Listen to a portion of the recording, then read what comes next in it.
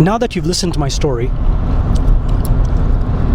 my whole future in real estate wasn't to sell real estate, was basically solve people's problems.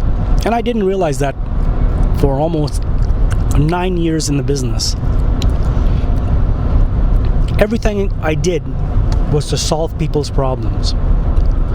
By doing that, you make some great friends, you get some good clientele. And out of the whole thing, yes, you might make a decent living. If you go on the idea of money, how much you can make on the next deal, you'll never succeed because you're basically chasing down more and more money. Money doesn't grow on trees. Money doesn't fall out of the skies. The only way you can get money, and this is something I heard from Harvey Eckert, is that money comes from people. And if you can take the money from the people, better yet, if people will pay you to solve their problems. So in my story, at that time, yes, I was looking at getting a new career and how I can solve becoming number one. But through the whole process, there were a number of problems that people were facing that I had to solve. Now, I didn't look at them as a problem. I thought, wow, geez, I'll just do something different.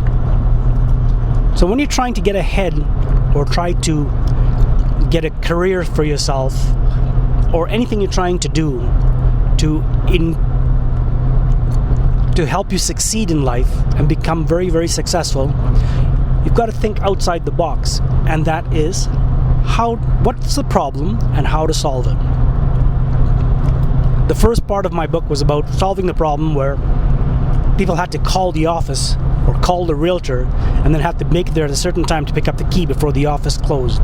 Well, problem solved. I got Lenny's or doors locked so you could get into people's problems. Houses, I should say. That's something that big cities do, but little towns don't want to do it because they want to basically keep all the business in the small town.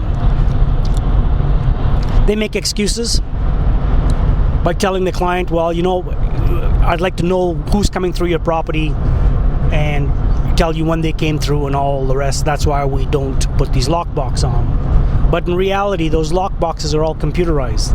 The minute someone opens it, all the information that they punch in goes into that machine. So we know what time it is, who entered the property, and what time they left.